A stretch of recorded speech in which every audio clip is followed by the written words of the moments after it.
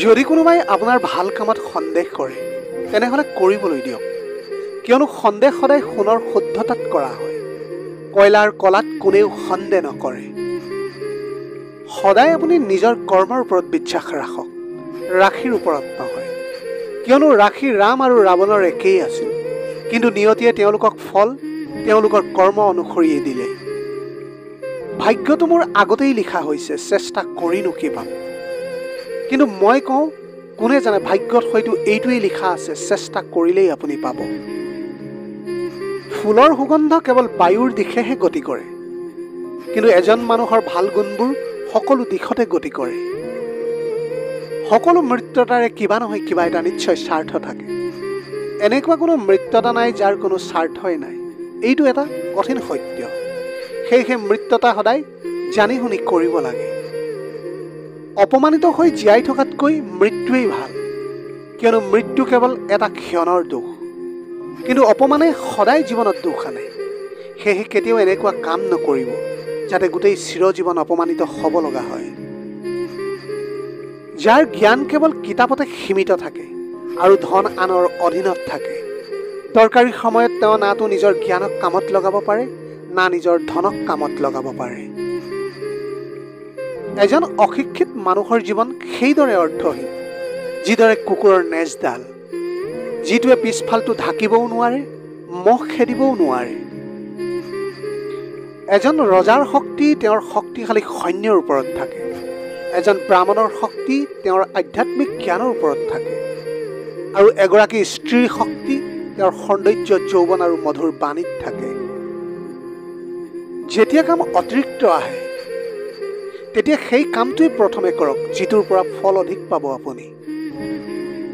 যিজন মানুহে তোমাৰ কথা শুনি ইফালে সিফালে চাই থাকে, সেইজন মানুহৰ ওপৰত কেতিয়াও বিশ্বাস কৰিব নালাগে। যিজন ব্যক্তি শাৰীৰিক শক্তিৰে দুৰ্বল কিন্তু মনৰ শক্তিৰে শক্তিশালী, তেওঁক পৃথিৱীৰ কোনো শক্তিয়েই যে হৰুৱাব নোৱাৰে।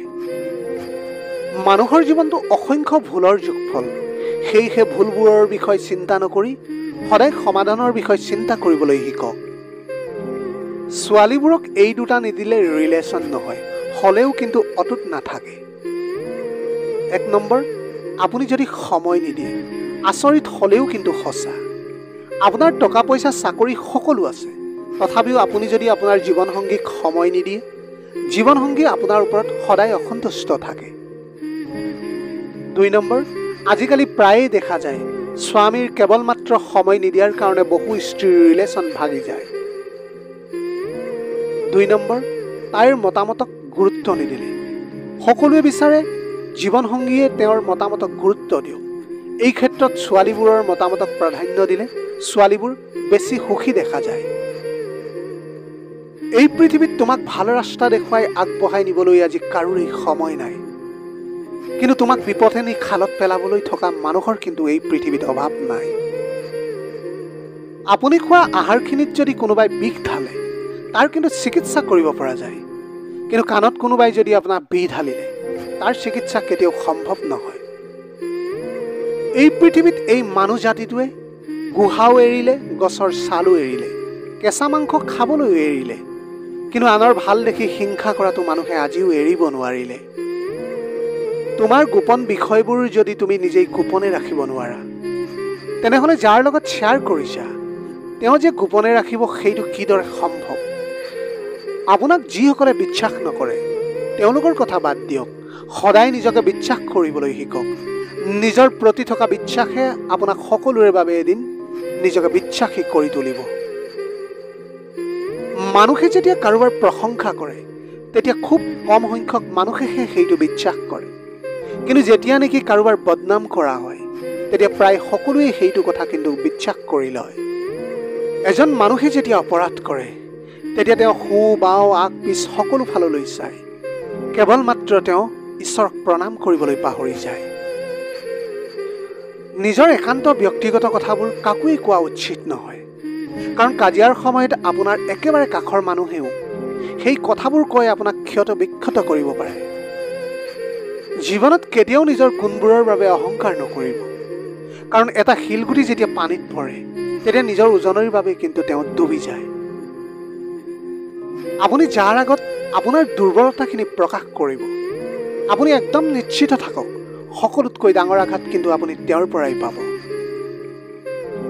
জীৱনত ভালে থাকিবলৈ হ'লে এই 4জন মানুহৰ পৰা সদায় দূৰত থাকিবলৈ চেষ্টা কৰক।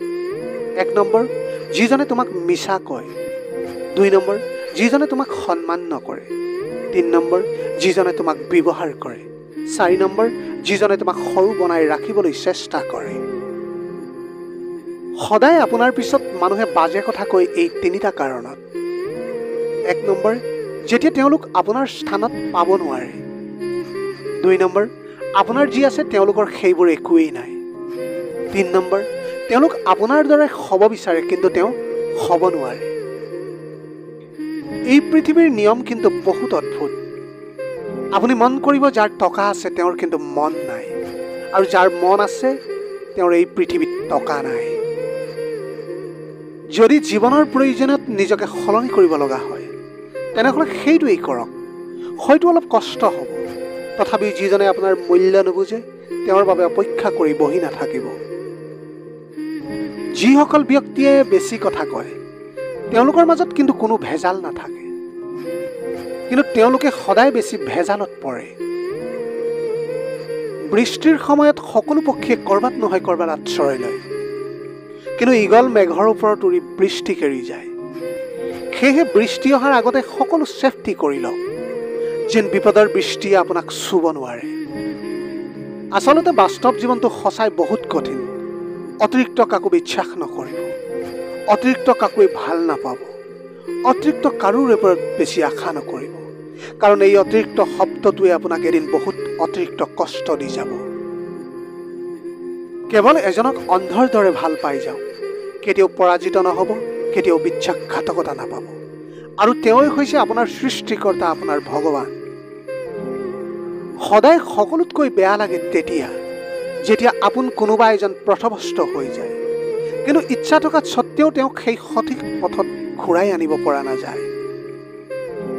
কাৰোবাক কন্দুৱাই কোনোদিনে সুখী হ'ব পৰা নাযায়, কাৰোবাক ঠগি কোনোদিনে ভালকৈ থাকিব পৰা নাযায়, কাৰণ মানুহে যেনেকুৱা কৰ্ম কৰে ঠিক তেনেকুৱাই তেওঁলোকে ফল পায়। সকলো বন্ধুৱেই আপোনাৰ কাষত নাথাকে।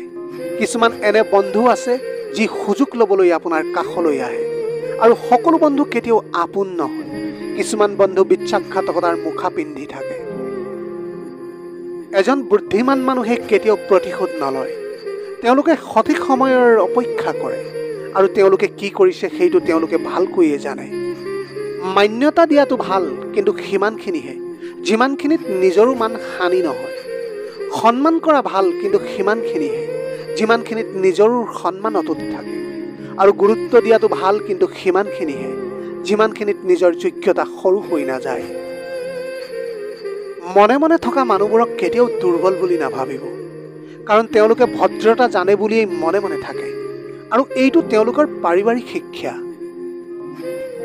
মনটো ভাল থাকিলে সকলো ভালে লাগে, আৰু মনটো যেতিয়া বেয়া থাকে সকলোবিলাকেই বেয়া লাগে, আৰু এইটোৱেই হৈছে প্ৰকৃতিৰ নিয়ম। সেয়েহে খাদ্য অনুসৰি চেষ্টা কৰিব আপোনাৰ মনটো যাতে সদায় ভালে ৰাখে।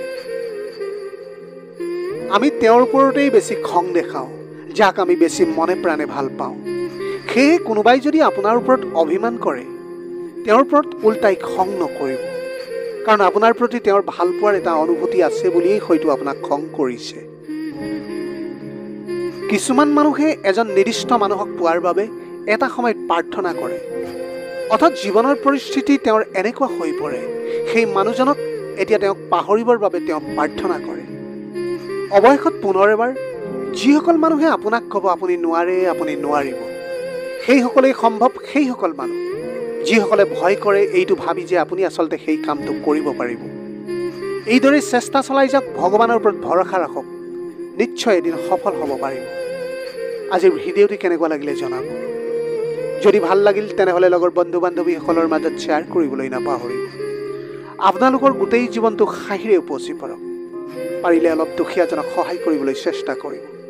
আপোনাৰ অকণমান সঁহাৰিয়ে যদি কোনোবা এজন দুখীয়াৰ জীৱনটো সলনি কৰিব পাৰে, তাতকৈ পুণ্যৰ কাম আৰু এই পৃথিৱীত একোৱেই হ'ব নোৱাৰে। Have a nice day.